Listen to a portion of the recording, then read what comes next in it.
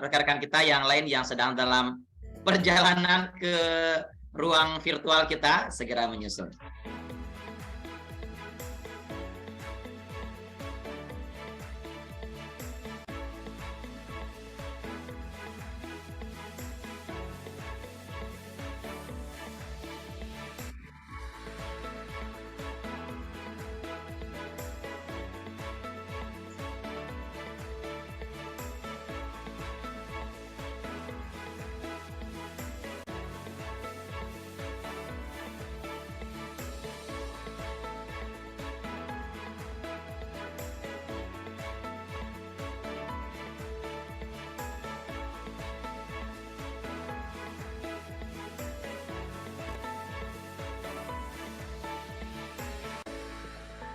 Oke, kita sepakati 2 menit lagi ya, tepat 10:05 kita akan mulai.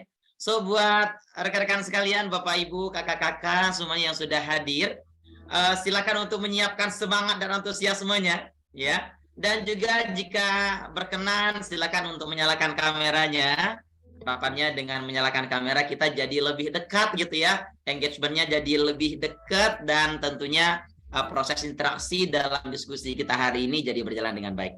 Jadi sekali lagi yuk kita bersiap-siap, dan bagi yang sudah memungkinkan untuk mengaktifkan videonya, silakan untuk diaktifkan.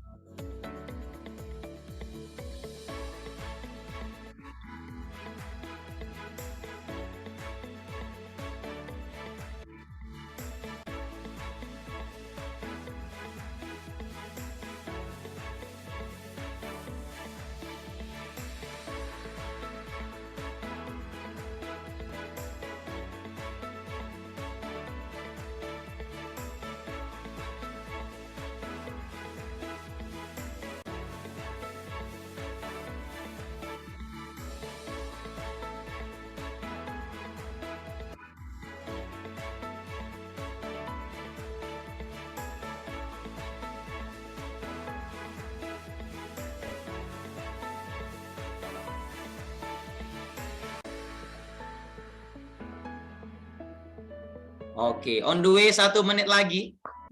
Yuk silakan kembali teman-teman semuanya yang baru join. Kami ucapkan kembali selamat datang ya. Boleh banget nih nyiapin seduhan hangatnya, entah kopi, teh ya, atau cemilan-cemilannya ya, agar suasana diskusi kita di siang hari ini lebih menyenangkan. Yuk silakan, dan sekali lagi segera kita akan mulai ya.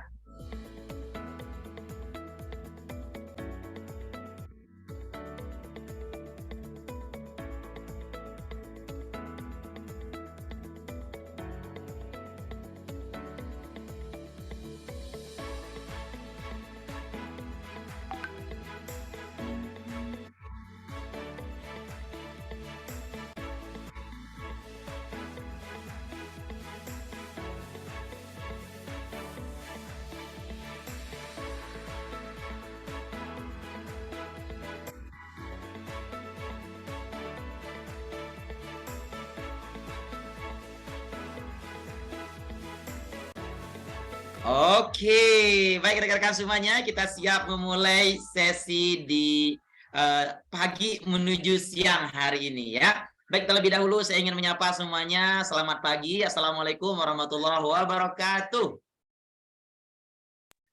Waalaikumsalam warahmatullahi wabarakatuh.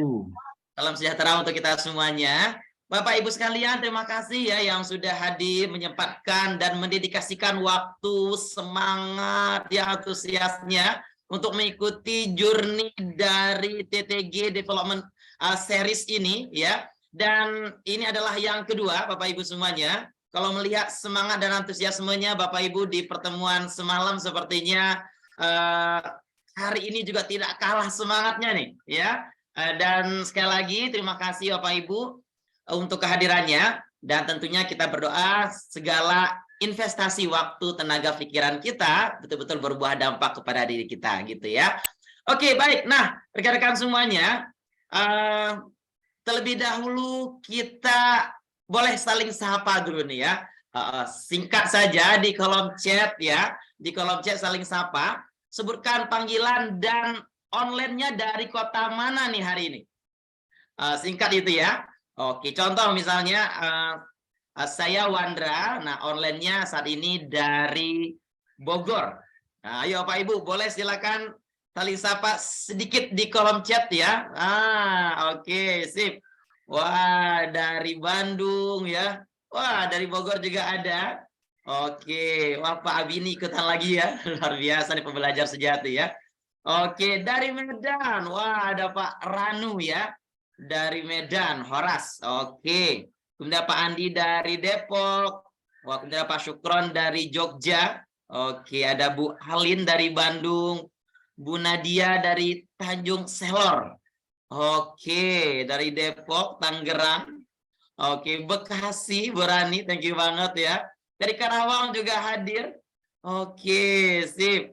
Wah, ini dari Jakarta, Padang, ya, dan yang lainnya silahkan teman-teman semuanya boleh saling sapa di kolom chat ya. Oke, rekan-rekan semuanya, nah izinkan pula saya berkenalan ya. Jadi kenalkan, nama saya Wandra, salah satu member dari TTG ya, alumni dari program Tempa. Bapak Ibu semuanya, saya ikutan Tempa itu di 2019 gitu sampai dari saat ini, dan salah satu juga council ya, artinya yang mengurusi yayasan atau lembaga dari TTG itu sendiri gitu Bapak Ibu. Nah Bapak Ibu semuanya, nah kemudian tebak-tebakan lagi. Kalau tadi saya bilang online-nya dari Bogor nih, kira-kira ya dengan nada bicara, dengan wajah saya nih Bapak Ibu semuanya, kira-kira nih ketebak-tebakan ringan dulu aja, saya orang mana nih Bapak Ibu? Nah ya udah kenal Mas Rizky nggak usah bocorin ya. Teman-teman yang udah kenal banget dengan saya nggak usah bocorin. Ini teman-teman yang umum dulu aja nih, yang baru kenal ya. Oke, kira-kira nih saya orang mana nih Pak Ibu? Memang online-nya dari Bogor, tapi aslinya dari mana nih? Oh, dari Padang. Mungkin Bu Mira pernah beli nasi Padang yang mirip saya penjualnya gitu, Bu? Oke, orang Medan juga ya, Bu Endang, nampaknya orang Medan. Sering katanya. Oke, orang Madura. Waduh, ini makin jauh nih kayaknya ya. Oke, orang Indonesia makasih banyak ya. Oke, belum tepat. Bapak Ibu semuanya, kalau belum tepat kira-kira kita setengah jam kemudian hanya bahas saya dari mana gitu aja mungkin dulu ya. Oke, Sunda belum tepat ya. Oke. Nah, tadi udah sempat ada yang menebak dari Medan, dari Padang, betul sekali orang Sumatera, tapi tepatnya dari mana nih Pak Ibu? Oke. Oke, ada Pak Ranu menebak dari Aceh, dari Riau ya, dari Palembang. Oke, siap apa Pak Ibu semuanya, karena waktu kita juga sangat singkat ya. Oke, saya dari kota yang katanya penghasil kopi terbaik. Wah, kayaknya Pak Ranu udah langsung ini kan mengafirmasi, wah, tebakan saya benar gitu ya. Betul sekali, saya dari Aceh Pak Ibu semuanya, katanya penghasil kopi terbaik juga sekaligus penghasil ganja terbaik. Gitu ya. Yang di sini mungkin mau side job nanti boleh hubungi saya ya. Nggak ngawur ya. Baik Bapak Ibu semuanya, itu dia perkenalan singkat, dan kembali kami berdoa mudah-mudahan di sesi hari ini dari program TTG Trainer Development Series gitu ya, di 2023 ini, dan journey-nya kurang lebih 1 bulan Bapak Ibu semuanya.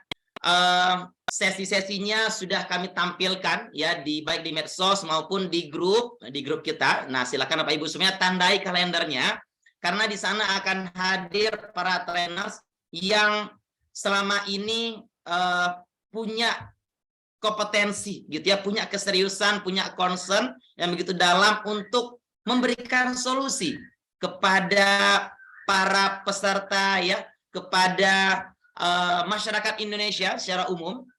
Dan Bapak Ibu semuanya, sayang banget kalau kemudian kita melewati dari sesi-sesi yang penting ini, mumpung juga gratis nih Bapak Ibu semuanya ya. Ini kalau ngundang Mas Andra semalam ya, hari ini Mas Ivan ya, dan para trainers yang lain itu luar biasa, jadwalnya padat banget Bapak Ibu semuanya. Nah, jadi mumpung juga kali ini dan seterusnya ya, untuk program ini diberikan dengan hanya berharap investasi waktu dan tenaga Bapak Ibu semuanya, yuk kita manfaatkan sebaik mungkin.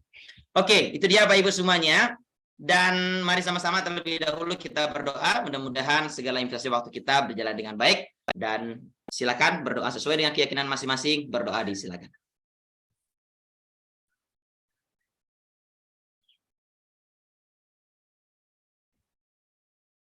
Ya, amin ya rabbal alamin.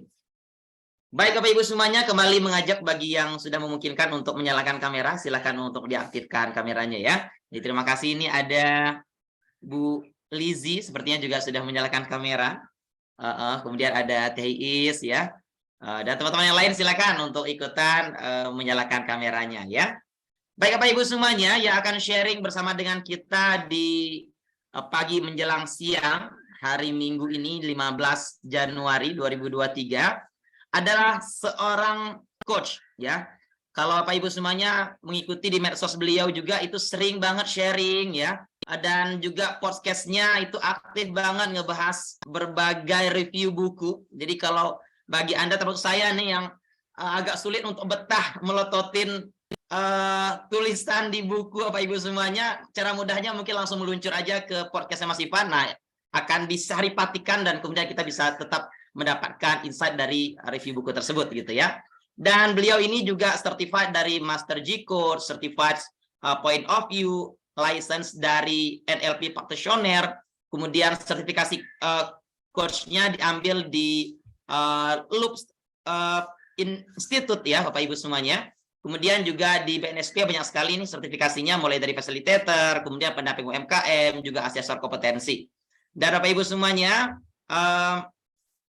saat ini juga beliau sedang menjalani Master Degree Program Business Management di IPB, ya, School of Business IPB University. Nah, Bapak Ibu semuanya, dan saat ini juga di TTG beliau adalah chairman-nya atau ketua dari para council, Bapak Ibu semuanya.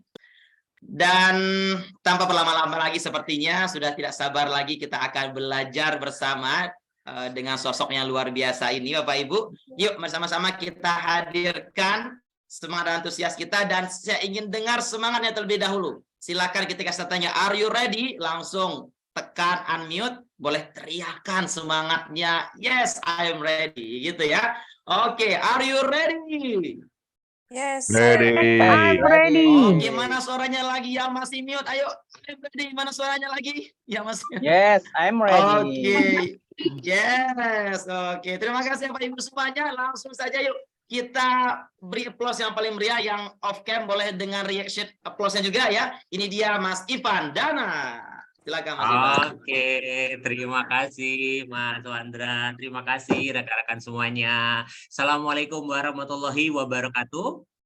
Waalaikumsalam warahmatullahi wabarakatuh. Senang banget pada kesempatan pagi hari ini berjumpa dengan rekan-rekan pembelajar gitu ya. Yang kalau saya lihat ini kayaknya sebagian ini semalam juga ikut gitu ya di kelasnya Coach Andra. Dan saya lihat pagi ini sudah ready lagi, sudah siap belajar lagi. Dan untuk itu, dan bahkan ini padahal hari Minggu ya.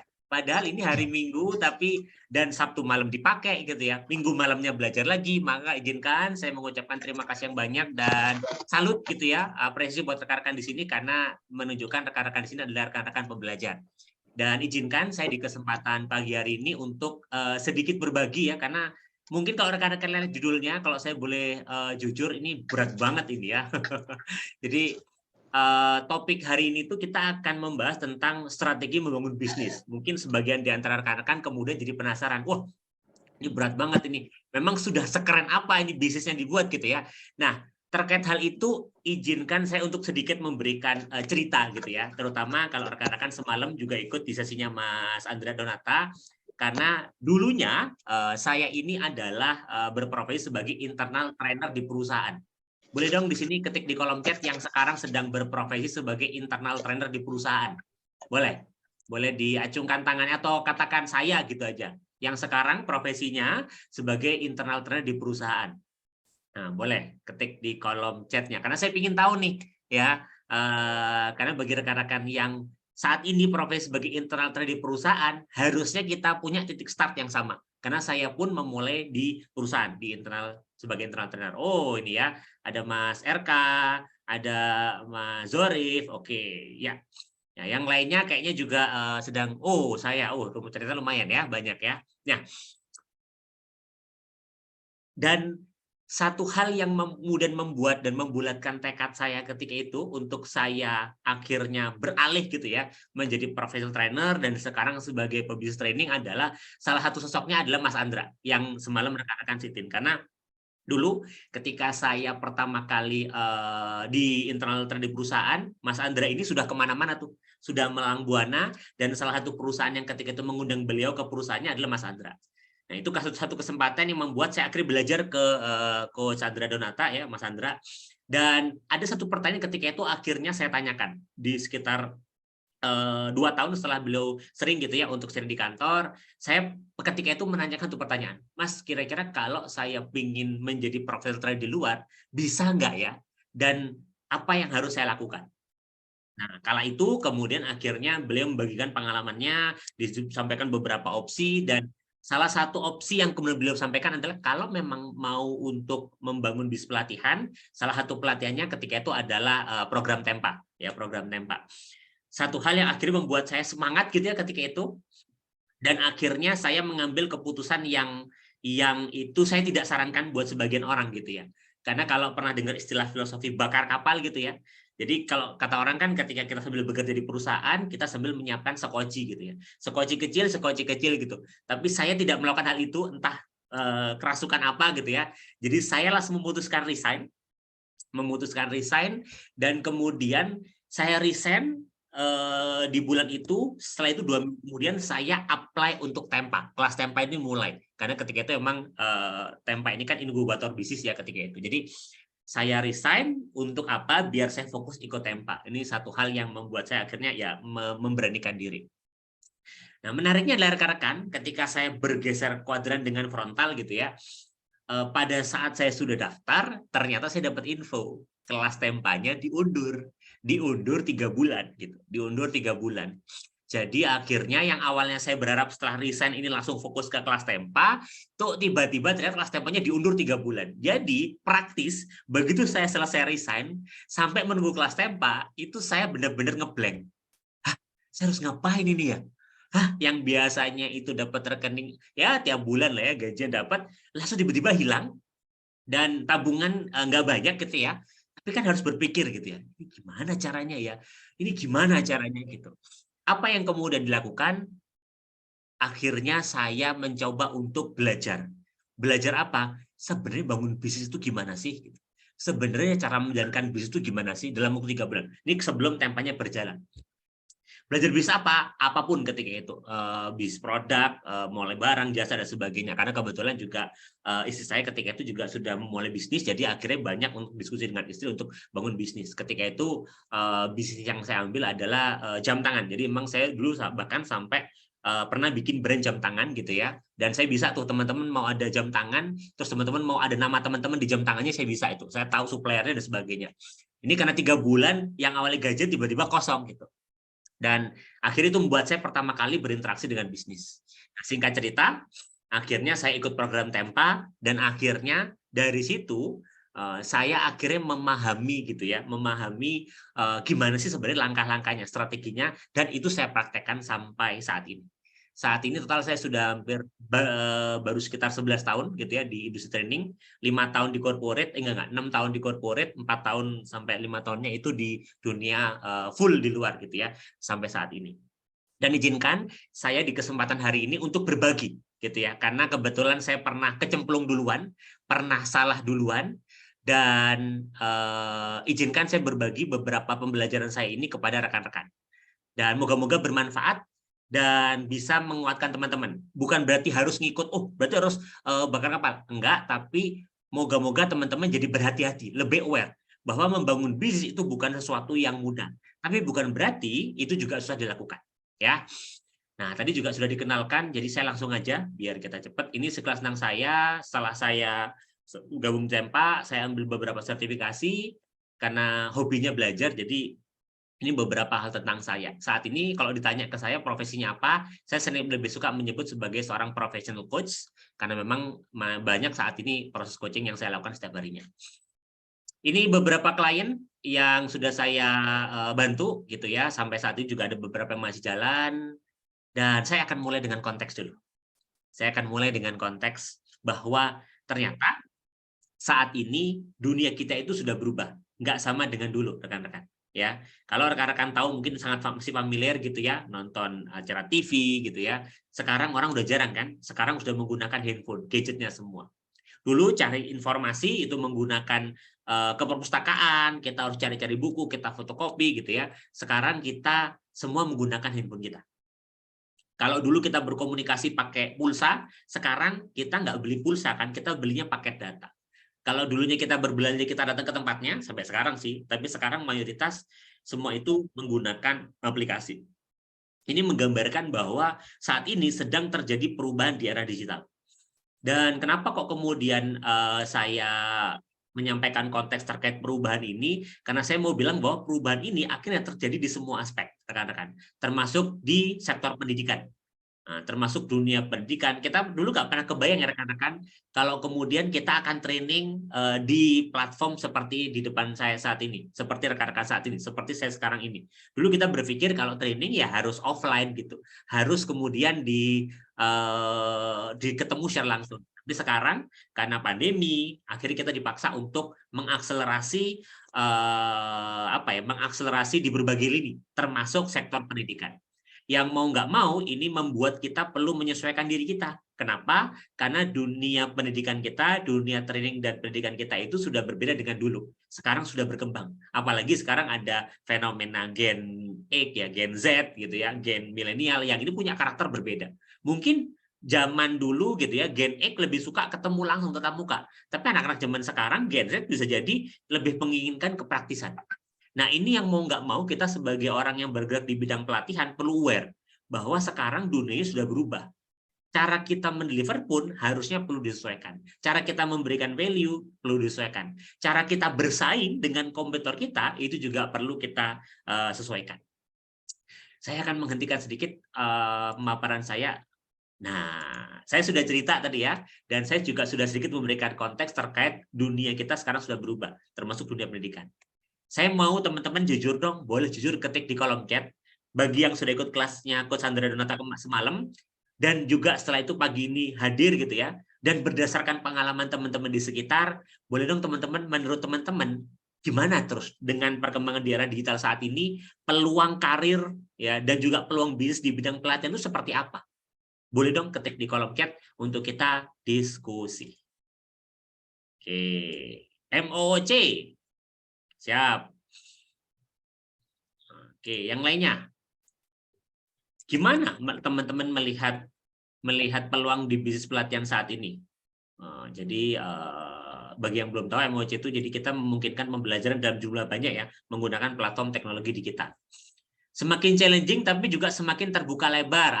Terima kasih Mbak Bibi. Oke, sangat menjanjikan namun banyak pesaing dan fenomena webinar gratis. Menarik Mas Adit. Nanti kita akan bahas Mas Adit karena iya benar. Sekarang misalkan contoh ya gitu. Kalau saya misalkan bikin kelas harga 500.000 gitu ya. Nanti orang pasti akan bandingin komennya. Lah kan di sana yang sama materinya bisa gratis loh. Banyak webinar gratis topiknya sama. Ngapain saya harus bayar? Jadi menarik ini Mas Adit. Karena saya juga sering dengar dan ini wajar itu terjadi dalam kita saat ini. Lebih ke arah digital learning design. Oke, menarik ya. Jadi bagaimana kita mendesain pembelajaran secara digital? Ya, ini menarik. Woi, ini ada sahabat saya nih ya, ada Mbak Riri, cerah dan peluang tinggi. Wah, ini bagi rekan-rekan belum tahu ini Mbak Riri ini juga salah satu member di Time Partners Kit yang termasuk sosok yang waduh jadwalnya itu nggak pernah sepi lah pokoknya. Makanya cerah dan peluang tinggi di situ ya. Posisi training bukan hanya menyampaikan materi, akan dipoles menjadi desainer pelatihan berdasarkan kebutuhan nasabah. Ini Mas Arde ini berarti ikut trainingnya Mas Andra kemarin ya. Menarik dan sepertinya akan terus berkembang ya. Ini optimis semua ini saya suka ini ya, saya suka. Oke, yang lain gimana karirnya?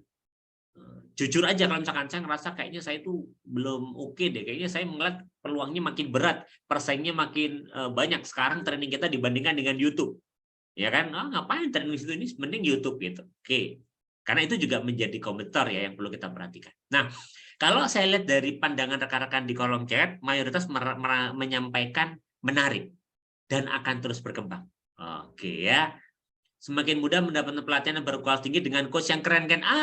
Mbak Lizzie ya, sebagai peserta ini menjadi peluang, tapi sebagai pelaku bisnis, wah berarti sekarang persaingan itu penawarannya makin tinggi ya, banyak karena menawarkan produknya, otomatis biasanya kalau penawaran tinggi, permintaan sedikit, biasanya jadinya harganya akan turun. Ini kalau kita ngeliat hukum ekonomi ya.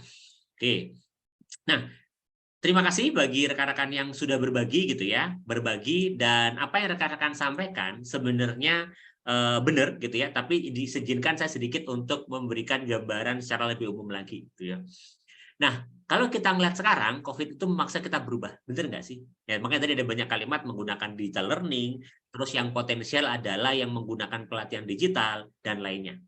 Karena memang sekarang COVID itu, pandemi itu, ini menurut riset dari World Economic Forum, itu mengakselerasi digitalisasi. Jadi akhirnya dulunya konvensional, sekarang jadinya digital. Ya, sekarang jadi digital. Ini benar. Otomatisasi, sistem, dan sebagainya. Wah, ini Coach Adam nih, guru saya juga nih. Profesi yang baiknya terus tekuni hingga nafas terakhir, karena orang baik, pandai, yang value-nya giving impact, perlu ada untuk mengawal peradaban dan menemani pertumbuhan bangsa. Keren. Nah, dan kalau kita lihat rekan-rekan, berdasarkan data dari World Economic Forum, kalau rekan-rekan lihat di atas, ini adalah perubahan landscape pekerjaan. Jadi ke depannya itu skill-skill atau knowledge atau pengetahuan yang ada itu perlu terus diupdate. Kenapa? Karena muncul pekerjaan-pekerjaan baru dan ada pekerjaan-pekerjaan yang hilang. Benar nggak? Jadi ada pekerjaan-pekerjaan yang baru dan ada yang hilang. Moga-moga rekan-rekan dari sini sudah mulai paham konteksnya ya. Kenapa? Karena begitu kita berbicara ada perubahan landscape pekerjaan, artinya ada pekerjaan yang muncul yang baru, ada pekerjaan-pekerjaan yang hilang, maka sebenarnya kalau kita lihat dari konteks orang-orang yang bergerak di industri pelatihan atau training, ini menjadi sebuah peluang rekan-rekan. Kenapa? Lagi-lagi ini saya ngambil ya. Tadi itu saya ngambil data dari World Economic Forum tahun 2022. Ini sekarang data dari 2025. Sama, terjadi pergeseran landscape, ada pekerjaan-pekerjaan baru yang muncul, ada pekerjaan yang hilang. Maka dari fakta itu, World Economic Forum bilang 40% dari keterampilan inti pekerja saat ini diperkirakan akan berubah 5 tahun ke depan. Jadi, dalam 5 tahun ke depan, keterampilan yang sekarang digunakan sama pekerja itu akan berubah kok. Dan, nih walaupun tutup diri saya ya, 50% dari seluruh karyawan yang ada di organisasi itu perlu di-training ulang di tahun 2025. Kenapa? Karena set of skill-nya udah beda, pengetahuannya udah beda. Terus kemudian apa yang mereka butuhkan untuk menunjang pekerjaan mereka itu sudah berubah. Jadi kalau sebagian orang masih tadi ada yang bilang mungkin prospeknya kurang, kayaknya berdasarkan data dari World Economic Forum, kita harusnya bisa melihat ini malah akan menjadi sebuah peluang. Kenapa? Karena ada perubahan skill kan. Orang butuh keterampilan baru. Lalu siapa yang akan men-training dengan skill baru, dengan knowledge yang baru? Jawabannya adalah industri atau orang-orang yang bergerak di bidang pelatihan. Harus. Kenapa? Lah, mau belajar ke siapa? Karena industrinya berubah. Dan ini nggak sedikit. Ada 40-50%. Maka di sini kita menemukan peluang. Walaupun di sebagian orang melihat ini masalah yang bergerak di organisasi atau di industri, tapi kita melihat ini adalah peluang. Karena kalau kita melihat katanya Paul Merson bilang, bisnis itu adalah tentang menyelesaikan masalah orang. Nah, ini nyambung dengan lagi-lagi apa yang disampaikan Mas Andra kemarin ya. Jadi kalau kita berbicara ada orang ada bermasalah, sebenarnya dari situlah akan muncul peluang bisnis. Dan sadar atau tidak, bisnis-bisnis yang ada sekarang, atau teman-teman melihat sekarang ada perusahaan yang tumbuh saat ini di sekitar rekan-rekan, itu tumbuh karena mereka menyelesaikan sebuah masalah. Nggak ada tuh tiba-tiba orang, aku pingin bisnis inilah, tiba-tiba nggak ada masalah, nggak ada apa, tiba-tiba orang akan pakai. Nggak. Semua bisnis itu pasti ada masalah. Contoh misalkan apa? Air minum kemasan, sama. Air minum kemasan. Gimana bisa ditemukan air minum dalam kemasan? Dulunya ada masalah kan? Orang pingin praktis gitu. Orang pingin praktis, orang tinggal ambil, dan juga higienis. Maka muncullah air minum dalam kemasan. Dan banyak lagi kalau rekan-rekan lihat, amatin aja. Bisnis yang ada di sekitar kita, itu selalu mulai dari problem. Maka kita sebagai orang bergerak di bisnis bidang pelatihan, pastikan kita menyelesaikan masalah dari customer kita atau audiens pelatihan kita. Dan nyambung ya sama yang disampaikan sama Coach Sandra kemarin. Tapi nanti saya akan ngomongin dari sisi yang berbeda. Ini sama Robert Darjave bilang, jangan mulai bisnis, selesaikan aja masalah. Bisnis itu pasti akan muncul kok, nanti akan bertumbuh kok. Dan sama Peter Diamandis bilang, masalah terbesar dunia adalah peluang terbesar di dunia. Jadi sebenarnya kalau kita melihat di sekitar kita ada permasalahan terkait kompetensi, permasalahan orang yang skillnya kurang, itu adalah peluang terbesar dunia. Contoh ya, sekarang kita sering ada isu gitu ya, hoax. Terus di mana-mana ada orang yang marah-marah gitu ya. Ada masalah di sana. Kira-kira ada peluang nggak? Berarti kira-kira zaman sekarang kita kira-kira butuh gitu ya, butuh dikuatkan skill apa? Mulai dari stress management, bagaimana handling emotion, terus kemudian bagaimana biar lebih produktif dan sebagainya. Dari setiap masalah di sekitar kita sebenarnya selalu ada peluang bisnis. Ya, kenapa saya bilang banyak peluang bisnis? Karena tadi kita hari ini akan ngomongin tentang bisnis. Dan masalah baru akan selalu muncul. Iya. Jadi selalu ada masalah. Jadi kalau dibilang peluangnya gimana? Selama orang di manusia masih punya masalah, maka industri pelatihan pasti akan selalu dibutuhkan. Kenapa? Kan kita hadir untuk menyelesaikan masalah customer. Ada yang sulit berkomunikasi, ada training public speaking. Ada yang sulit untuk kemudian memimpin tim, ada training leadership. Ada yang kesulitan untuk bisa menciptakan kreativitas baru di tempat kerja, ada training creative thinking.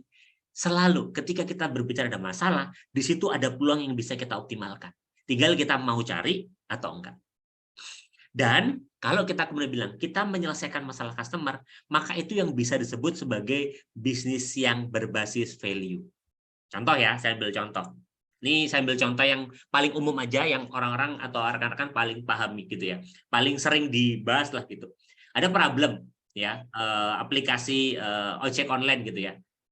Waktunya driver tuh habis untuk mangkal kan, dan dia nggak produktif, harus nunggu orang, saat pas nggak ada orang dia nganggur. Terus penumpang ojek harus datang ke pangkalan. Value apa yang kemudian ditawarkan oleh platform? Dapat orderan tanpa mangkal. Penumpang bisa order dimanapun dan dijemput dimanapun. Sama. Yang kedua, platform yang sama di yang bawah. Ada problem yang diselesaikan nggak? Iya. Dulu bisnis online itu rawan penipuan. Kita transaksi takut duit kita hilang. Bikin toko mahal. Value yang ditawarkan apa kemudian? Transaksinya aman, siapapun bisa membuka toko dengan mudah dan murah. Selalu ketika kita berbicara bisnis atau perusahaan, selalu kita ngomongin value. Apa value yang kita tawarkan ke customer? Yang itu menyelesaikan problem mereka.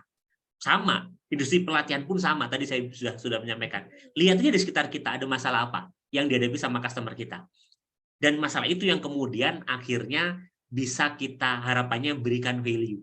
Kalau dia merasakan value-nya, masa dia nggak kemudian nggak akan bayar. Kenapa? Karena kalau saya lihat, sebenarnya kalau kita bilang berbisnis berbasis value adalah pendekatan bisnis yang menekankan peningkatan nilai. Makin tinggi benefitnya dibandingkan dengan cost yang rendah, maka bisnis kita value-nya akan makin tinggi. Bagaimana kita gedein benefit, cost-nya bisa kita tekan, atau ada strateginya nanti untuk tekan, maka itu akan bisa berbicara terkait value. Nah, kalau semalam rekan-rekan sudah diskusi dengan Coach Sandra gitu ya, kita harus memahami masalah customer, kemudian paham customer kita, itu adalah dalam rangka kita membayangkan kira-kira benefit apa, value apa yang bisa kita berikan kepada customer kita. Karena kalau itu sudah bisa kita berikan, itu bisnis pasti akan jalan kok. Kenapa? Ya masa kita menyelesaikan masalah orang dan punya value tinggi tapi orang nggak pakai. Maka tinggal PR selanjutnya adalah bagaimana mengkomunikasikan value kita. Nah, di sesi ini nanti kita akan lebih banyak ngomongin bagaimana mengkomunikasikan value kita ya. Harapannya dari sesi semalam rekan-rekan sudah mulai menemukan problemnya apa. Karena kita nggak akan bahas lagi apa nih value yang akan kita berikan. Tapi bagaimana mengkomunikasikan value. Bagi rekan-rekan ada pertanyaan, boleh ya. Langsung aja rekan-rekan sampaikan di kolom chat untuk kita nanti diskusi. Ini untuk dalam rangka saya memberikan konteks. Sisanya nanti kita bisa diskusi kok. Kita harapannya bisa diskusi di situ. Oke, maka kalau kita berbicara membangun bisnis pelatihan berbasis value ada dua. Yang satunya sudah dibahas kemarin, mulai dengan masalah. Yang kedua, ciptakan strategi pengenalan value yang tepat. Nah, saya akan bahas di yang kedua sebenarnya. Gimana sih caranya untuk mengenalkan value yang tepat kepada customer kita? Karena ini bisnisnya bagus, sudah menyelesaikan masalah, tapi orang nggak kenal. Ya, gimana orang bisa pakai? Nah, cara mengenalkannya nanti juga akan kita bahas. Tapi sebelum itu saya sedikit memastikan, moga-moga rekan-rekan masih ingat yang kemarin dibahas sama Coach Chandra ya.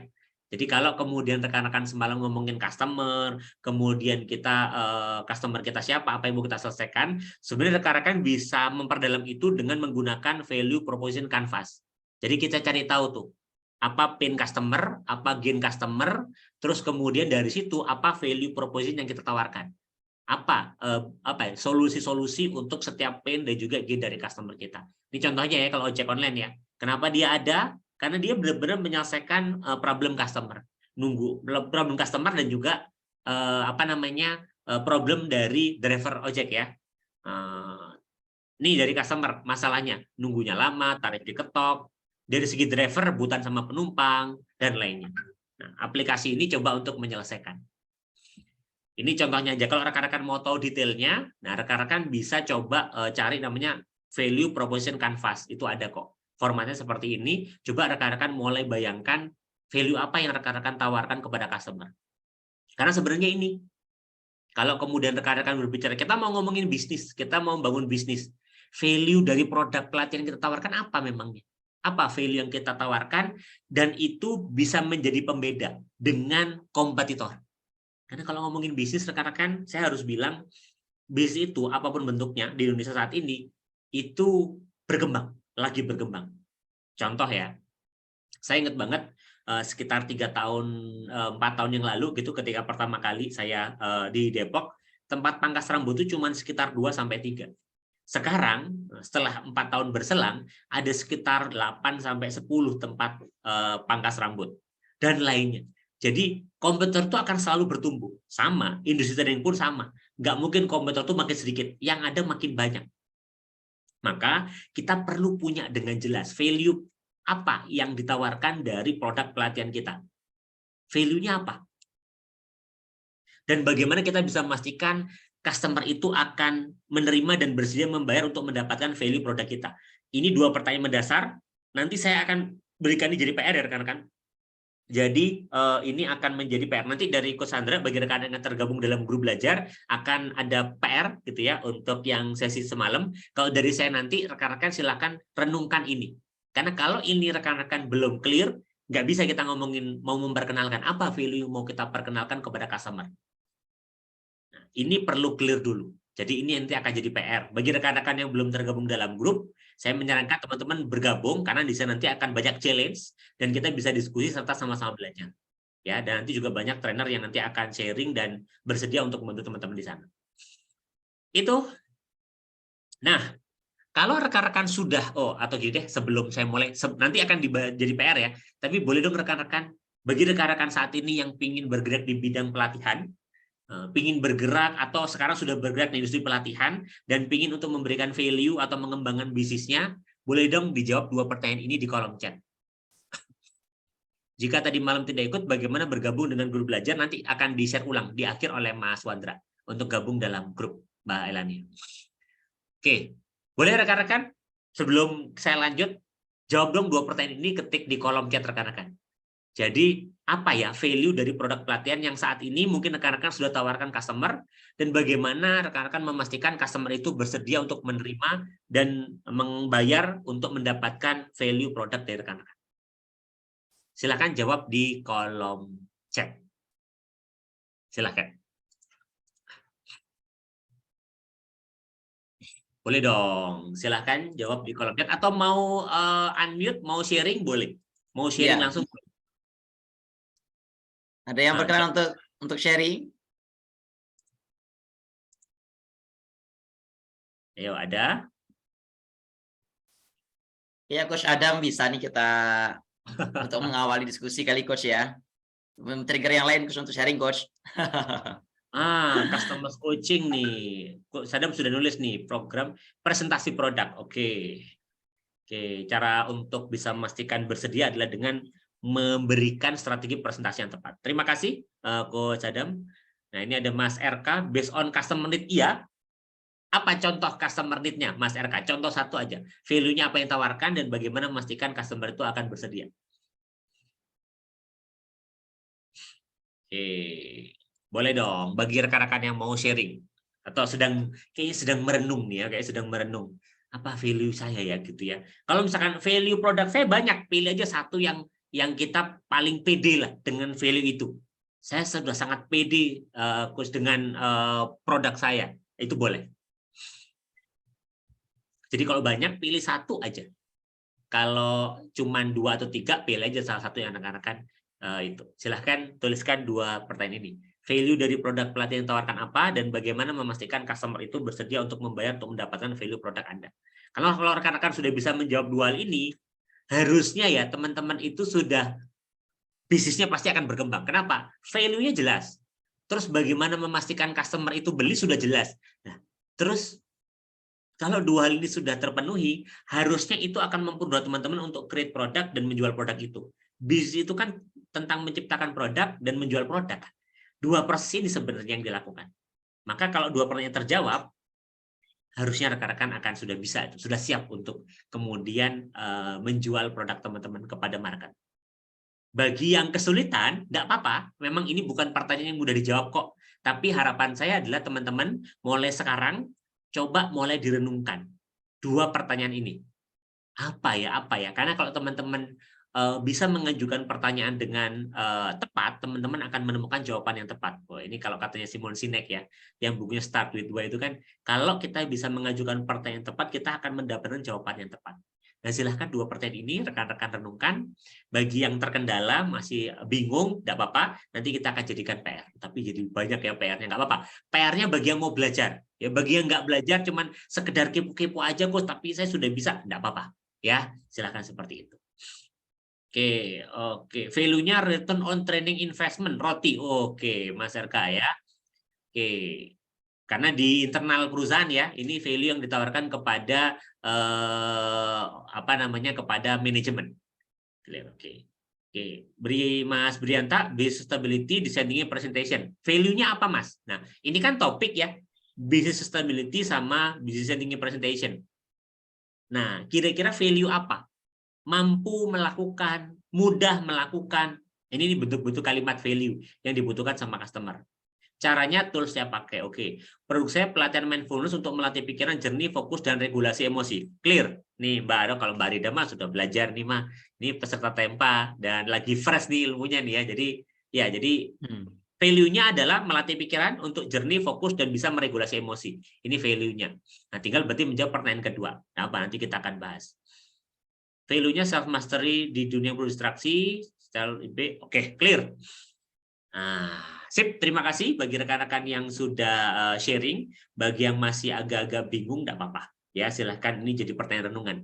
Memang ini didudukannya sebagai pertanyaan untuk merenung. Nah, sekarang kita akan coba untuk melanjutkan. Kalau kita sudah tahu value produk kita sudah tahu nih bagaimana cara mengkomunikasikan value itu ke customer, kita perlu menyadari satu hal, bahwa langkah untuk kita menciptakan strategi untuk mengenalkan produk kita customer itu bukan langkah yang mudah. Kenapa? Makanya di sini kita perlu untuk bagaimana mengenalkan value itu dengan tepat. Karena nggak gampang. Kita punya value kita tawarkan. Trainer lain juga punya value kok yang sama. Maka strategi pengenalannya itu juga menjadi penting. Tapi sebelum itu saya minta teman-teman untuk sedikit sharing dulu ya biar saya ada gambaran gitu. Kira-kira apa sih hambatan yang sekarang rekan-rekan rasakan di dalam rekan-rekan mendapatkan customer atau klien pelatihan saat ini? Caranya, silahkan rekan-rekan masuk ke www.menti.com, pakai kode 14310296. Oke. Linknya sudah saya ketik. Silakan rekan-rekan coba untuk mulai masuk ke link yang ada di kolom chat itu, dan rekan-rekan silakan sharingkan hambatannya apa. Pilih saja hambatan dirasakan dalam mendapatkan customer atau klien training saat ini. Tadi sudah ada nih value-nya, sudah pada punya value-nya. Sekarang boleh dong share hambatan. Oke. Terima kasih bagi yang sudah share. Nah, kalau ada yang nulis lainnya, misalkan nggak ada di antara keempat pilihan ini, boleh juga ya, rekan-rekan coba untuk ketik di kolom chat. Apa itu lainnya, itu apa? Kredibilitas atau reputasi diri, networknya terbatas, minimnya kemampuan promosi produk, persaingan yang ketat. Oke, kita lihat nih, mayoritas di antara kita, hambatannya apa sih dalam mendapatkan customer atau klien training saat ini. Wah, ini ada 2 nih yang cukup tinggi, kemampuan promosi produknya minim, yang kedua kredibilitas atau reputasi dirinya masih kurang. Terima kasih bagi yang sudah share. Oke, reputasi dirinya masih kurang.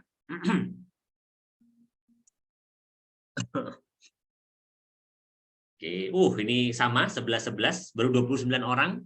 Di sini ada 84 orang, masih sekitar 30-40%. Yuk yang lainnya.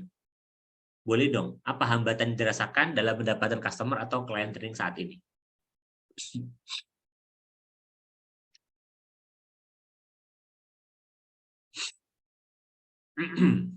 Oke, cukup ketat ya antara minimnya kemampuan dengan kredibilitas ya Mas Ivan ya. Iya nih, kayaknya Sekarang imbang. berimbang nih. Yang lainnya ya. Wah, sudah diungguli nih, kredibilitas sudah mengungguli. Yuk, yang lain silakan teman-teman langsung di kolom chat tuh sudah tersedia linknya ya. Kalau pakai handphone juga sangat mudah, langsung klik, langsung kemudian memilih salah satunya, gitu ya. Oke. Ada network, ada lainnya. Yang ngetik lainnya boleh dong ketik di kolom chat apa itu lainnya itu. Boleh. Ya.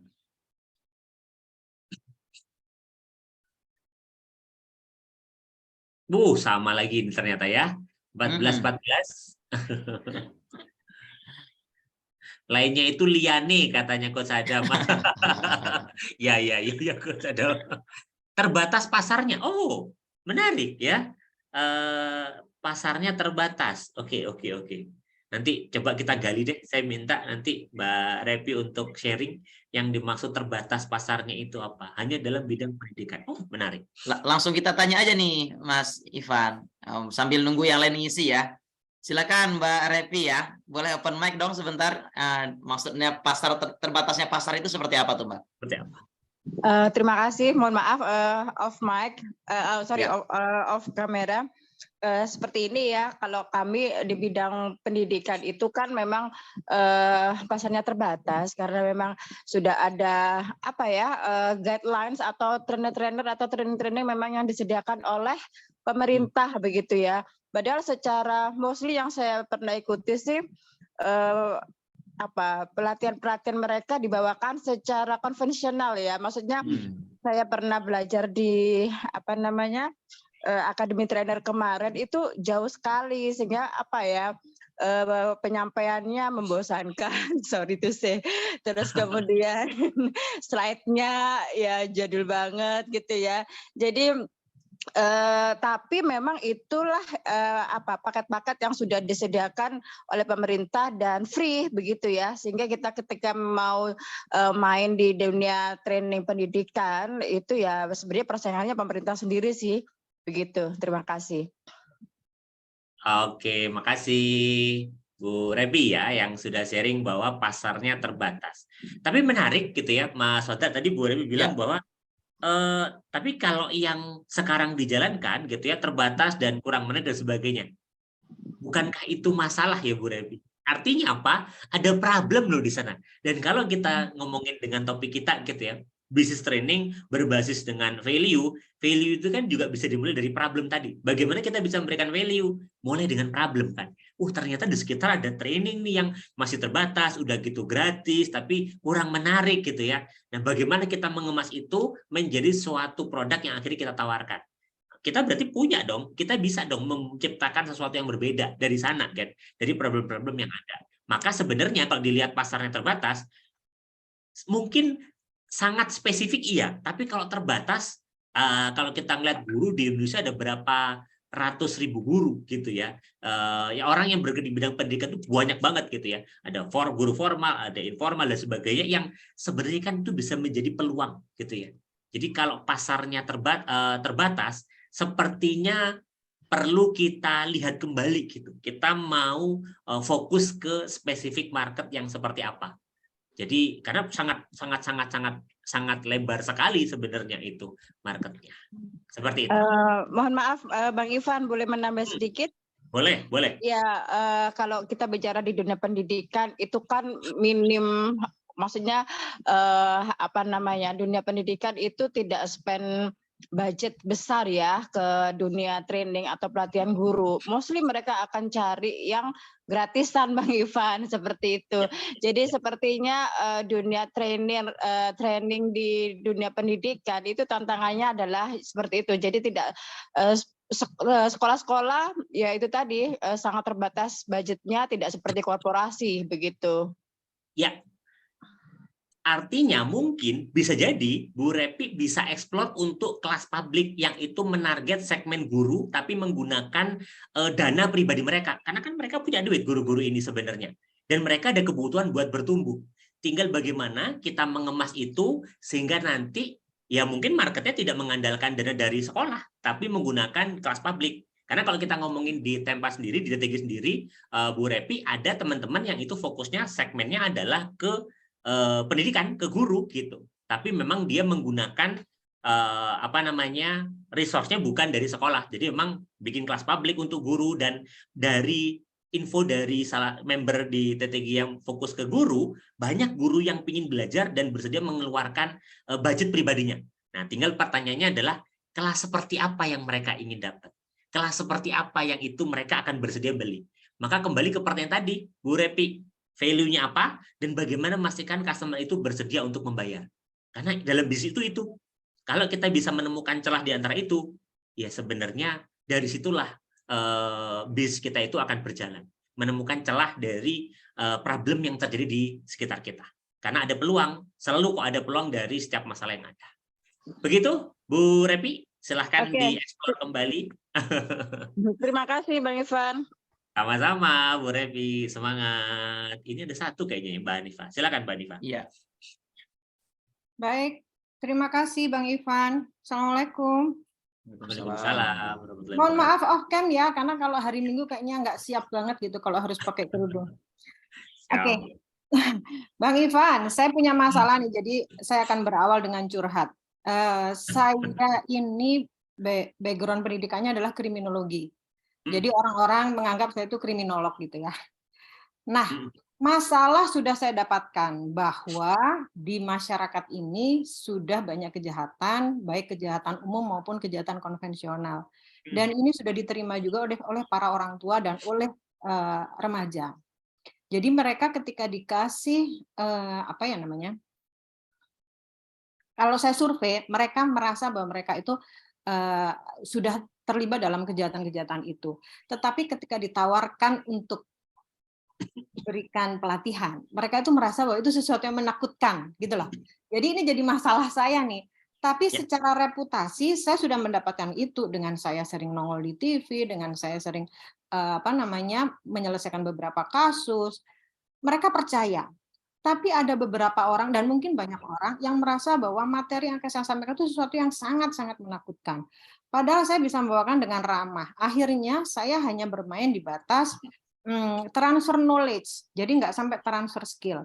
Padahal yang paling penting adalah transfer skill, gitu. Ketika di sekolah pun juga seperti itu. Akhirnya saya hanya menyampaikan lagi tentang transfer knowledge, tentang kasus-kasus kejahatan yang ada di remaja, pada orang tua, perselingkuhan dan lain-lain, kekerasan yang lain-lain. Mereka menerima. Tapi ketika diajak untuk pelatihan, mereka tidak mau karena mereka takut. Gitu Bang Ivan masalahnya. Makasih.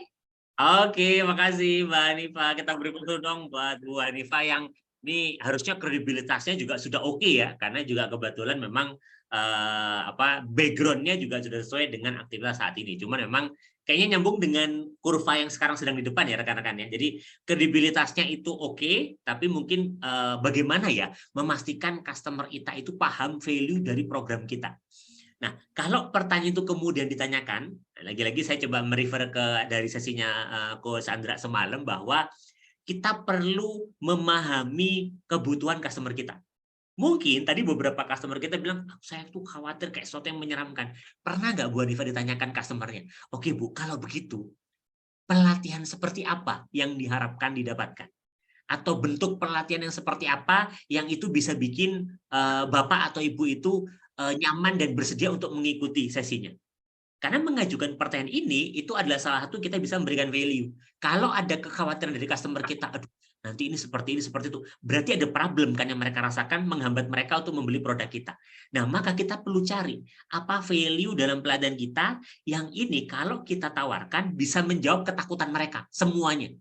Nah, maka memang biasanya sangat-sangat disarankan kita memahami customer segment kita, terus kita melakukan wawancara digali. Kalau tadi menggunakan customer value proposition canvas, cari apa yang diharapkan, apa hal yang menyakitkan yang dirasakan saat ini ketika menjalankan perannya. Dari pain dan gain, istilah kami pain dan gain ya, hal yang diharapkan dan apa yang menyakitkan dirasakan, kemudian nanti baru kita akan coba susun.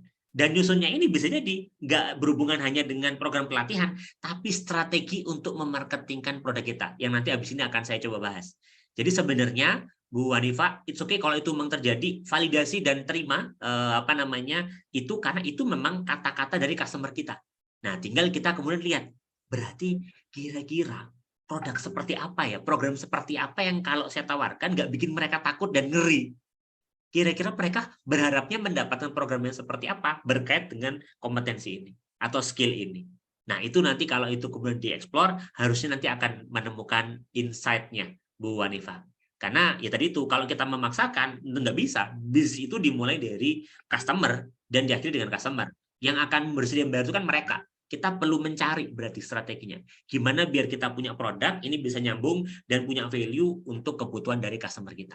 Nanti kita akan ngomongin caranya, Bu, di habis slide ini ya. Moga-moga masih ada waktu 15 menit ya. Saya coba akan gambarkan sharing bagaimana mengedukasinya sehingga value dari produk kita itu tersampaikan. Ya. Oke, Sip. baik Mas Ivan, saya mau menambahkan sedikit. Jadi Boleh. saya sudah menangkap yang Mas Ivan sampaikan tadi, ada sesuatu yang harus saya perbaiki. Tapi kalau saya lihat dari beberapa hal ini ya, persaingan yang ketat, sepertinya saya tidak punya saingan. Karena sejauh ini yang kalau boleh saya sombong nih ya, karena belum ada kriminolog yang terjun ke masyarakat untuk mengedukasi, gitu ya. Minimnya kemampuan mempromosikan produk mungkin iya, kredibilitas mungkin iya. Jadi sepertinya saya banyak harus diperbaiki. Jadi nanti coba saya sampaikan lagi ke audiens, kepengennya seperti apa, karena sejauh ini sudah saya lakukan, Mas Ivan, tapi jawabannya mereka adalah, yang mereka butuhkan adalah komunikasi. Sementara ketika saya membahas tentang komunikasi dalam parenting, gitu ya, itu sudah banyak sekali yang menyampaikan.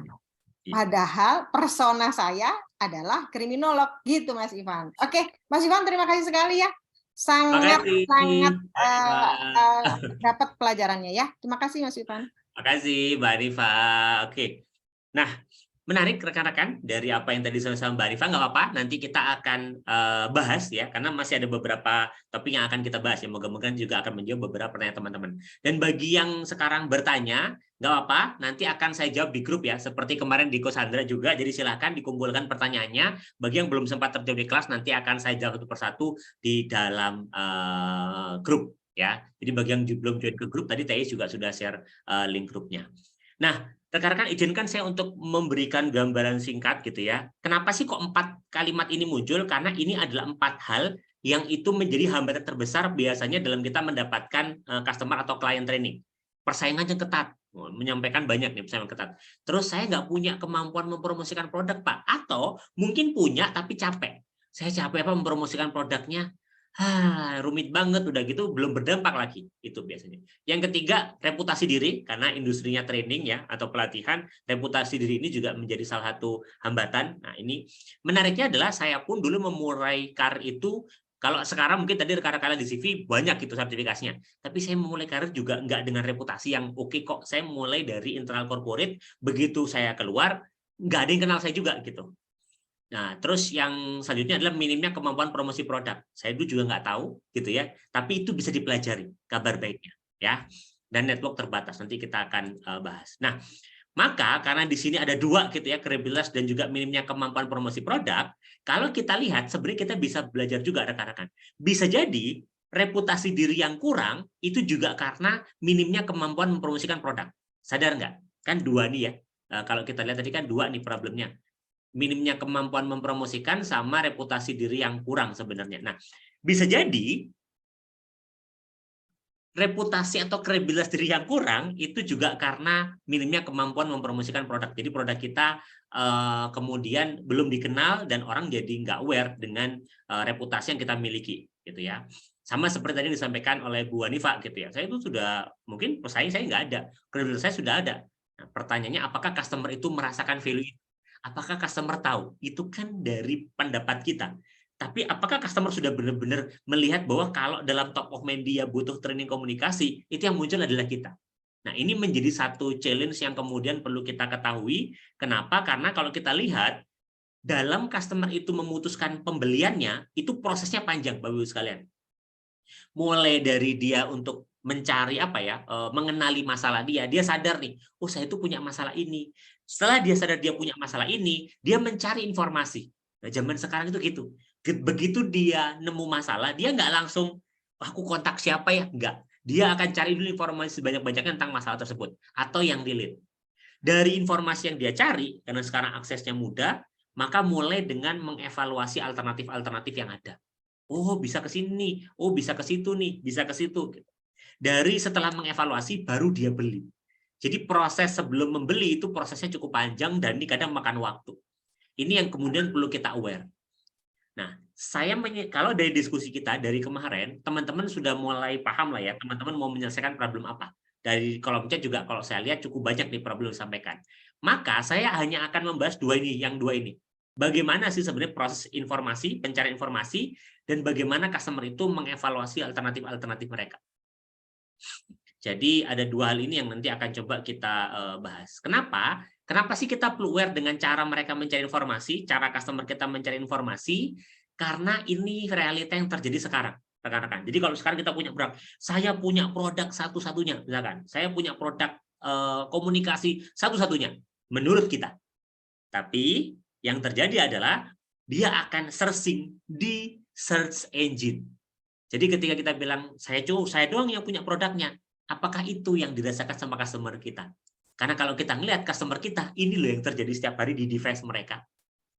Ini saya ambil data dari Lokalik. Lokalik itu melakukan riset di tahun 2022 terhadap apa yang terjadi 1 menit di dunia maya, di handphone kita, di gadget kita. Dan jawabannya adalah 15 juta pesan terkirim, 210.000 juta email, terus kemudian ada 3,4 juta orang lagi nonton YouTube, ada 350.000 tweet yang terkirim, 510.000 orang komen, dan sebagainya. Jadi di handphonenya customer kita, termasuk kita, ini yang terjadi teman-teman. Sebegitu derasnya informasi yang masuk ke handphone mereka. Wancang banget dari semua aspek. Mungkin kita nggak mau megang HP kita, tapi tiba-tiba muncul kan notifikasi, bahkan dikejar notifikasi dari aplikasi. Dan ini yang terjadi di customer kita. Bahwa banyak banget informasi yang terjejalkan di kepala mereka. Lantas bagaimana caranya untuk bersaing di tengah jutaan informasi yang ada? Lawong kita aja satu dari berapa 280 juta penduduk gitu. Bayangin bagaimana caranya di antara banyaknya informasi yang masuk, kita itu diingat oleh mereka sebagai solusi atas kebutuhan mereka. Dan ini yang seringkali nggak ketemu. Saya sering ketemu teman-teman trainer produknya bagus, tapi akhirnya sulit bersaing. Kenapa? Ya ini, bersaing dengan arus-arus informasi.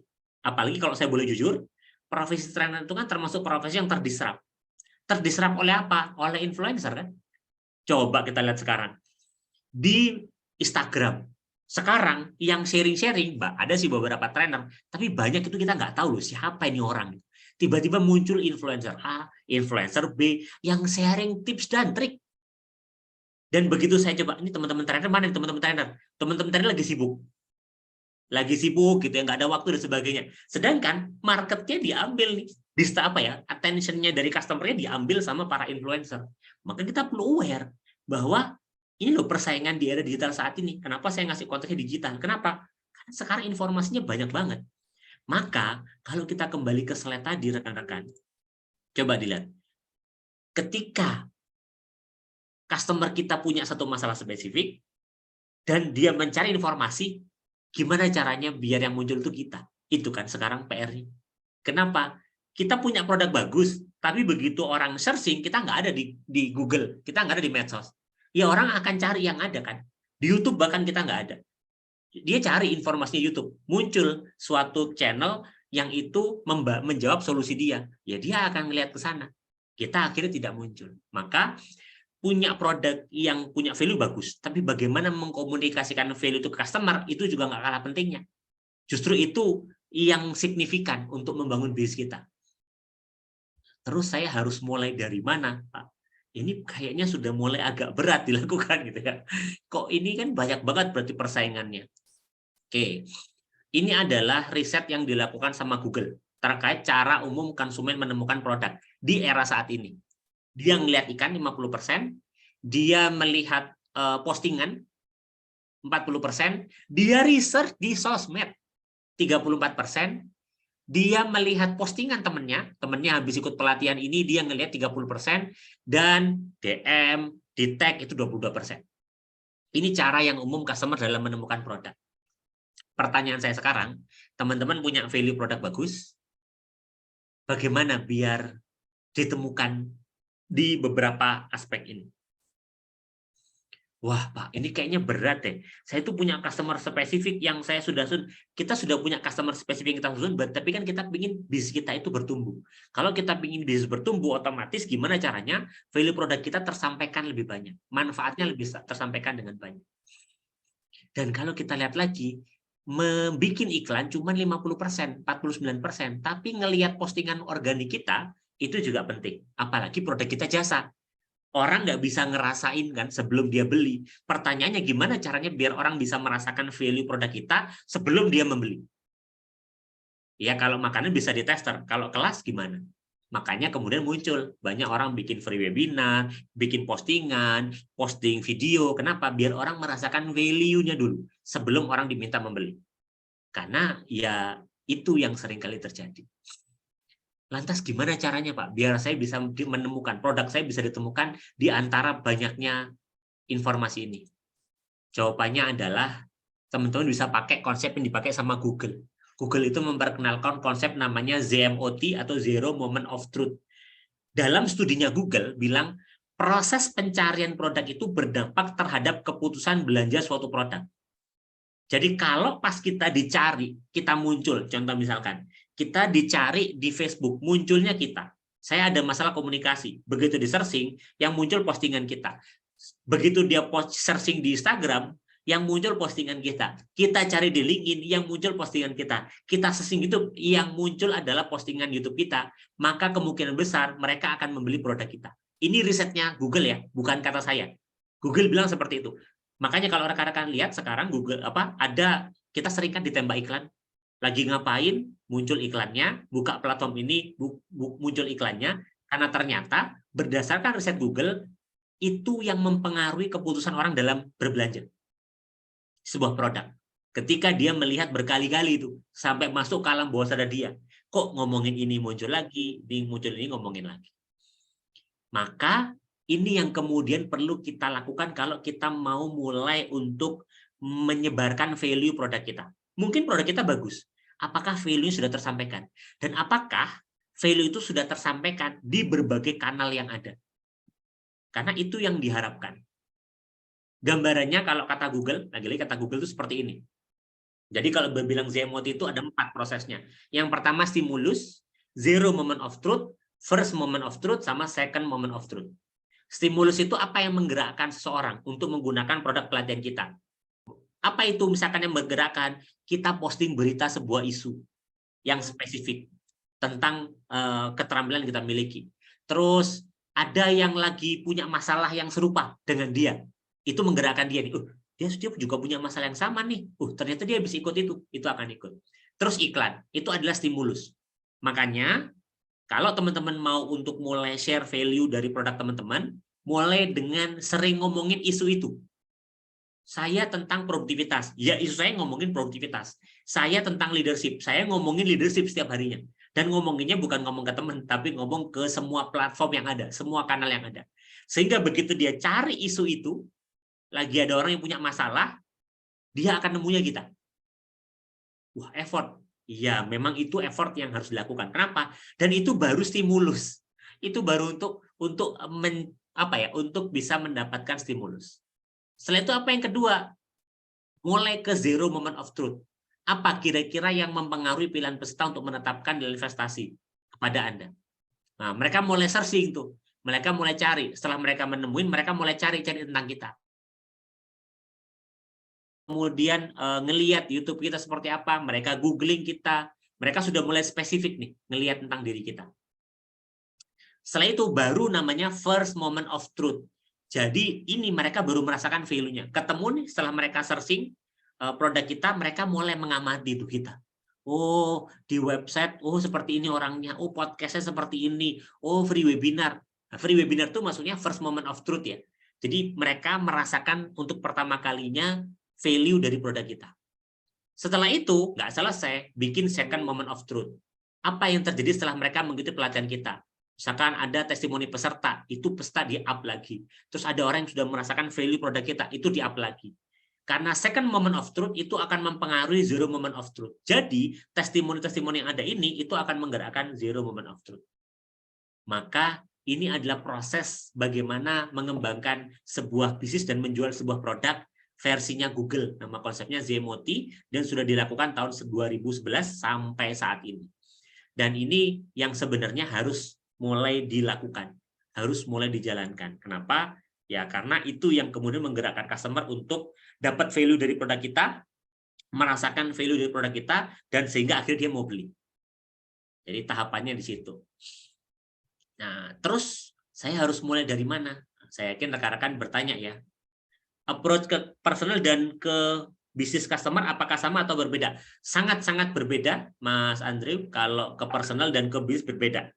Jadi, karena kalau bisnis biasanya memang kita perlu tahu dulu dalam bisnis itu siapa yang punya kekuatan, punya power untuk mengambil suatu kebijakan. Nah, itu yang kita targetin. Jadi, kita perlu tahu nih, untuk para pemegang kebijakan ini, isu mereka itu apa.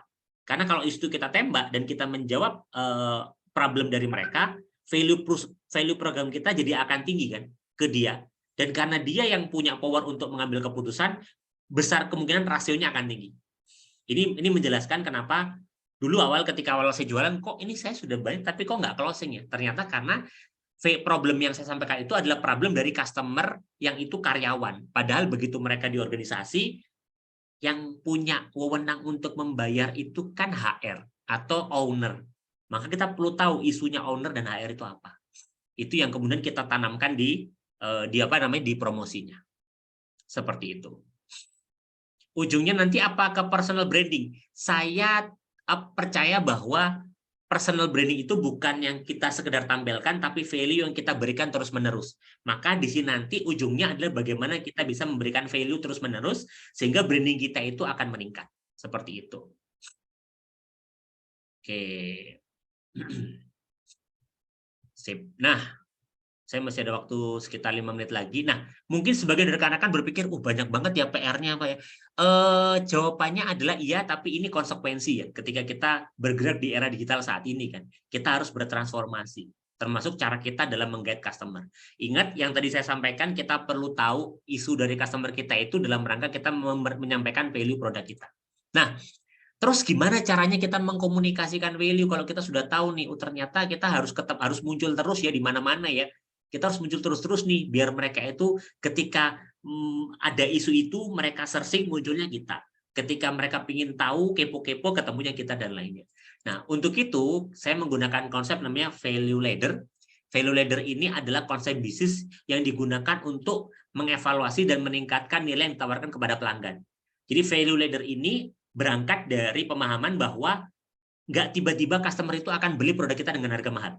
Terutama kalau kita belum terkenal. Dan ini yang dulu saya lakukan. Ketika awal memulai karir, saya memang memulai karir itu sebagai internal trainer. Tapi begitu saya keluar, orang nggak kenal saya. Siapa gitu. Sampai sekarang aja banyak orang yang kenal. Ya it's okay gitu. Ya saya nggak butuh dikenal semua orang. Saya butuh dikenal sama target market saya. Karena itu Mas nggak pengen terkenal. Enggak. Yang penting dalam bisnis adalah dikenal sama target market kita. Dan bagaimana kita memberikan value buat mereka. Karena mereka yang akan mengembangkan bisnis kita kan gitu. Nah, maka untuk kemudian rekan-rekan mulai menyampaikan value teman-teman di tengah berbagai persaingan ini, kita perlu untuk mulai berbagi value tapi berjenjang. kepada setiap target customer kita, spesifik kita. Ini adalah contoh yang dilakukan oleh Anthony Robbins dalam mengembangkan bisnisnya. Kalau kita tahu lah ya, Anthony Robbins itu kan orang yang personal coaching sama dia itu berapa harganya gitu, miliaran gitu. Tapi apakah Anthony Robbins langsung aja seperti itu dia ujuk-ujuk langsung jualan miliaran? Enggak. Dia hanya jual itu ke orang-orang alumni dari peserta pelatihan dia atau core product dia. Makanya dia punya kan conference dan lain-lain.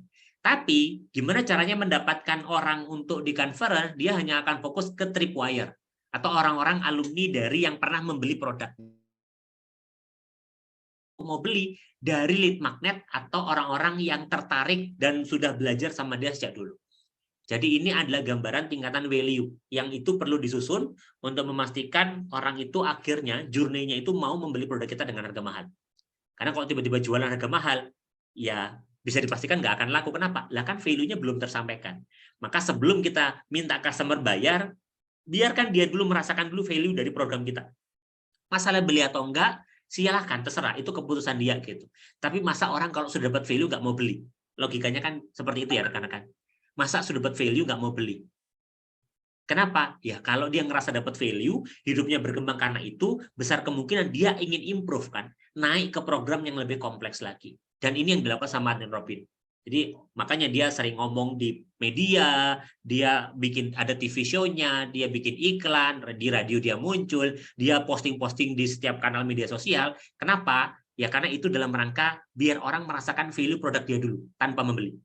Nanti dari 1.000 orang yang merasakan manfaatnya, ya paling ada 10% atau 5% kan yang tertarik, dan itu yang nanti akan dia jadi target untuk ditawarkan produk berbayarnya. Dinaikin value-nya tapi dikit-dikit, jadi suruh bayar tapi ya bayarnya nggak mahal-mahal lah gitu. Nah, dari alumni pelatihan dia yang di Tripwire, masuk ke core product dan lain-lain. Nah, ini adalah journey yang perlu disusun sebenarnya. Dan ini yang juga saya susun sebenarnya. Maksudnya gimana? Ini yang saya lakukan, berdasarkan yang saya lakukan saat ini gitu ya. Jadi saya itu rutin bikin free webinar setiap tahun. Memang saya agendakan memang bikin free webinar untuk apa? Untuk promosi produk? Enggak. Free webinar saya murni untuk share value aja.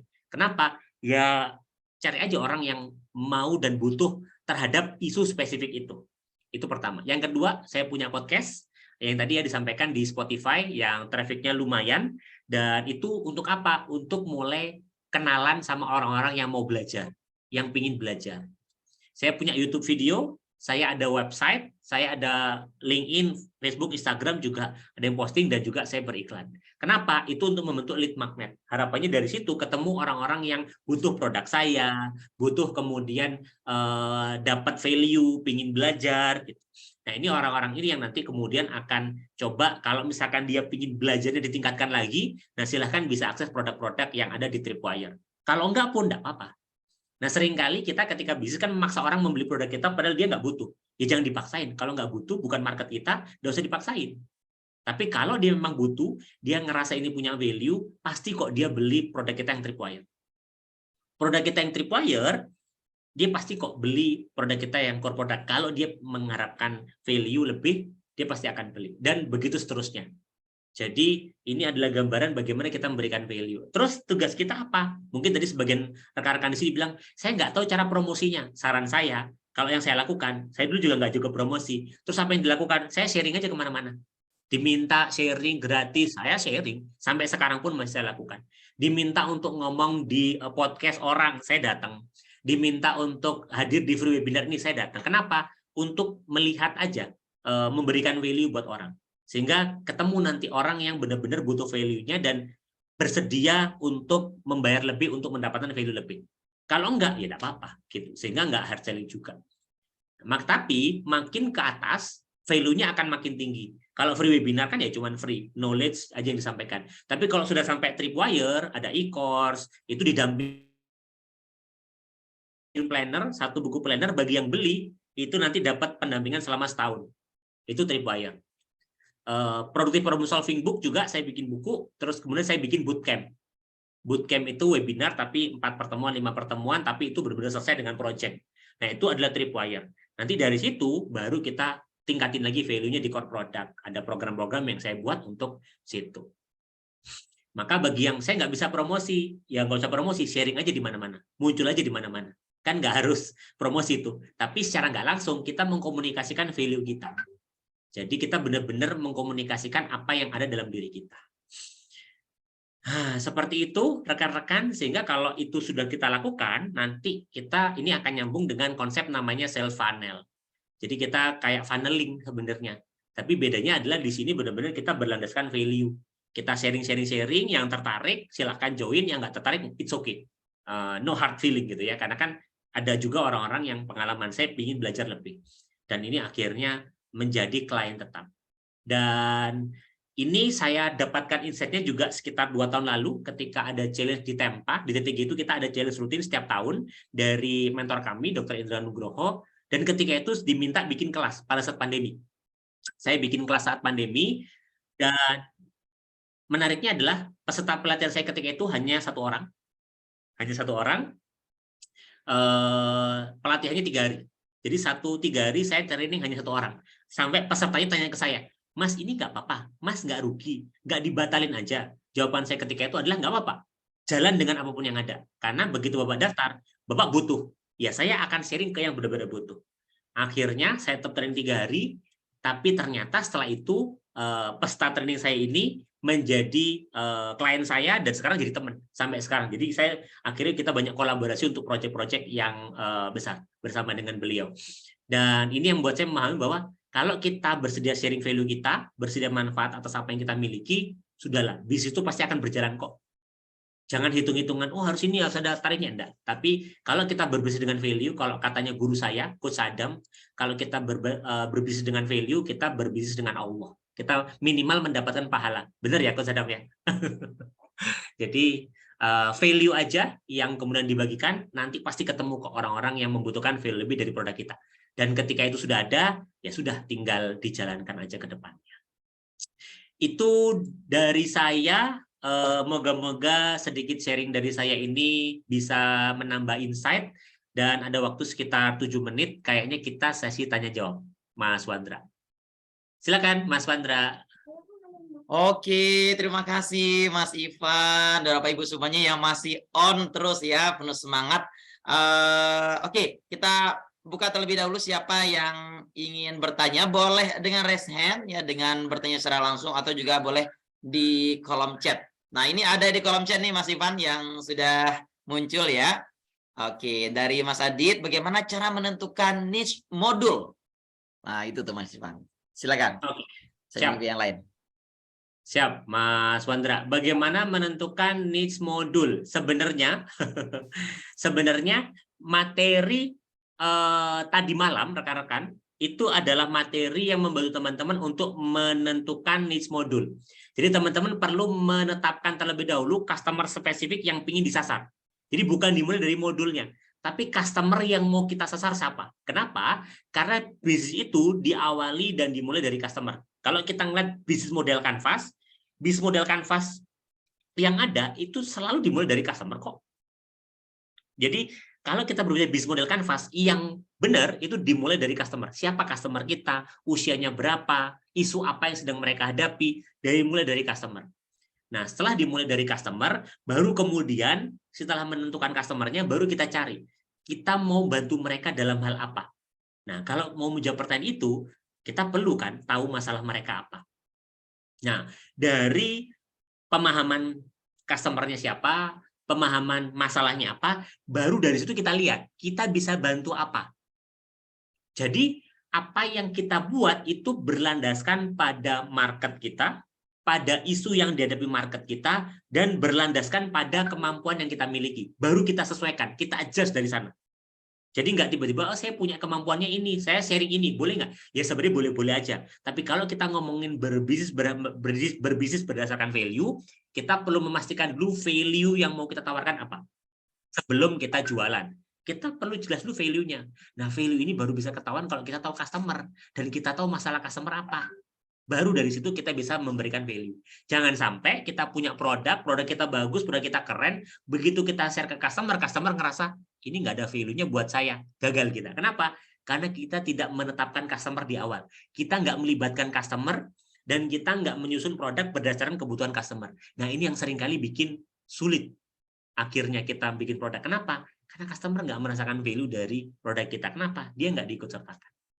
Seperti itu, Mas dari siapa? Mas Ardit ya? Adit ya. Mas Adit, nanti detailnya kita di grup nanti ada challenge Mas Adit dari tugasnya Coach Sandra kemarin. Nah, itu harapannya bisa membantu menentukan niche modul. Kalau belum join di grup, join aja grup WhatsApp kita, grup belajar ya, grup belajar WhatsApp. Nanti habis ini kayaknya kita akan sounding challenge-nya untuk teman-teman kerjakan. Seperti itu. Oke, sip, luar biasa ya jawaban Mas Ivan. Ada bahkan kata Mas Adit sangat menjawab katanya. Oke Mas Ivan, di kolom chat juga nih sudah ada yang bertanya kembali, ada Mas Antoni Syafwan ya. Mas izin, apakah kita memainkan semua channel?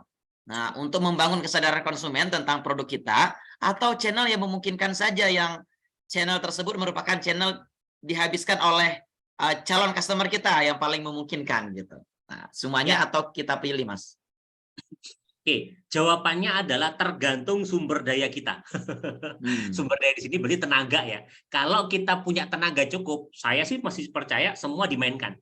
Tapi kita perlu sadar bahwa kita nggak punya sumber daya yang ideal. Kita itu terbatas, bahkan mungkin seringkali sendirian. Kalau sekarang kebetulan saya bisa memainkan semuanya karena saya punya tim. Saya punya tim yang isinya itu memang fokus di digital. Jadi saya punya tim tuh yang memang khusus fokus ke digital awareness aja gitu. Tapi kalau masih sendirian, dulu kan saya juga sendirian ya, maka saya hanya akan fokus ke yang sekiranya customer kita paling banyak di sana. Contoh ya, contoh apa paling gampang, kalau saya market saya kan corporate ya, supervisory skill program gitu. Makanya saya punya platform namanya jadipemimpin.com. Nah, itu saya fokusnya di LinkedIn ketika itu. Kenapa? Karena begitu saya cek di Instagram, di Facebook, traction yang bagus itu di LinkedIn. Interaksinya lebih enak, ketika saya posting itu lebih banyak yang komen dan saling diskusi, sehingga saya memutuskan untuk edukasinya di LinkedIn. Tapi ada yang marketnya di TikTok mungkin, atau ada yang misalkan di Instagram. Boleh, silahkan. Tapi lagi-lagi menetapkan channel yang tepat itu juga berlandaskan kesadaran pada customer kita di mana. Kalau customer kita misalkan corporate, ya kira-kira platform mana? Kira-kira corporate itu banyak yang beraktivitas di sana platformnya. Jadi kita mainnya prioritas, Mas, karena sumber daya kita kan terbatas ya, Mas Antoni. Kita juga waktu kita kan cuma 24 jam. Kita perlu sangat-sangat aware. Kira-kira customer kita ini menghabiskan waktunya banyaknya di mana? Ya kita main di situ. Tapi kalau sudah punya tenaga yang banyak atau kita punya tenaga banyak, semua dimainin itu sangat bagus. Kalau kata Google, kenapa? Tadi itu. Karena dimanapun platform kita ada terus munculnya kita, itu akan memunculkan keyakinan customer terhadap diri kita dan juga produk kita. Seperti itu. Oke, mudah-mudahan menjawab ya. Si Mas Ivan ini sudah 1 menit on the way kita close nih. Oke, saya yakin mungkin ada banyak eksplorasi yang ingin terus digali oleh teman-teman semuanya ya. Namun sepertinya waktunya sudah hampir habis nih teman-teman semuanya. Jadi kita batasi dulu sampai di sini ya Mas Ivan ya, teman-teman sekalian ya. Tapi tenang aja, di grup Mas Ivan juga sudah hadir di sana. Kalau nanti ingin lanjut diskusinya, bahkan silakan teman-teman semuanya juga bisa meluncur ke medsosnya Mas Ivan ya. Nah, silakan untuk bisa sosialisasi di sana dan ngobrol-ngobrol di sana gitu ya. Oke, Mas Ivan, sebelum kita close, boleh saya mau bilang pesan-pesan terakhir, kayaknya nggak enak gitu ya, pemilihan katanya ya. Closing statement nih Mas Ivan, silakan. Oke. Dari pengalaman saya sejauh ini, membangun base itu sangat ditentukan dengan pemahaman kita tentang customer. Maka hal mendasar yang perlu kita lakukan untuk mulai membangun base adalah pahami apa yang dipikirkan sama customer kita, apa yang dirasakan sama customer kita, dan apa yang dibutuhkan sama customer kita. Jadi, yuk mulai sekarang kita luangkan waktu lebih banyak untuk ketemu dan ngobrol sama customer kita, karena dari situlah kita bisa mulai untuk memberikan value terhadap dirinya. Dan proses untuk kita menyampaikan value nggak gampang, tapi yakini bahwa kalau kita bisa memberikan value kepada customer kita, nggak cuma duit yang kita dapatkan, tapi pahala dan juga berkah yang melimpah buat diri kita dan juga keluarga kita. Itu dari saya, terima kasih. Assalamualaikum warahmatullahi wabarakatuh. Waalaikumsalam warahmatullahi wabarakatuh. Terima kasih Mas Ivan, teman-teman semuanya, boleh dong kita kasih reaction love boleh ya, tepuk tangan boleh, jempol boleh ya. apapun lah kita butuh apresiasi kita kepada Mas Ivan ya. Oke, sip. Baik, rekan-rekan semuanya, inilah akhir dari journey kita untuk T3 Trainers Development Series yang kedua, ya, berbicara terkait dengan strategi bagaimana membangun bisnis dengan value tadi yang sudah disediakan oleh Mas Ivan. Dan next, Bapak Ibu semuanya, kita akan diskusi dengan seorang trainer, ya. Ini namanya Purnama, atau kita sering menyapa dengan Kang Pur, ya. Bicara terkait dengan Matrix for Trainers. Wah, jadi akan mendalami lagi teman-teman semuanya. Matrix seperti apa ya, dan apa sih yang akan perlu dipersiapkan Bapak Ibu semuanya. Nah, ingat-ingat tanggalnya dan ditandain sekarang langsung di Google Calendar Bapak Ibu semuanya. Rabu 18 Januari. Ya, dan di malam hari sekitar pukul 19.30 sampai dengan 21.00 ya, seperti jadwalnya Mas Andra semalam. Nah, ini hari Rabu nanti. Oke, itu dia rekan-rekan semuanya, dan kembali mengingatkan bagi rekan-rekan semuanya, silakan untuk memberikan kesan pesan ya atau feedbacknya dalam sesi kita hari ini. Linknya tersedia di kolom chat.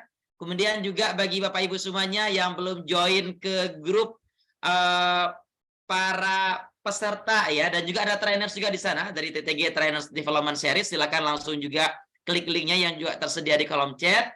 Kemudian yang terakhir bagi Bapak Ibu nih yang penasaran tempat itu apa sih gitu ya. Nah, nanti kita bisa diskusi lebih lanjut. Juga yang ingin konsultasi, yang ingin ngobrol-ngobrol terkait dengan pengembangan karir Bapak Ibu semuanya, kakak-kakak sekalian di dunia people development ya.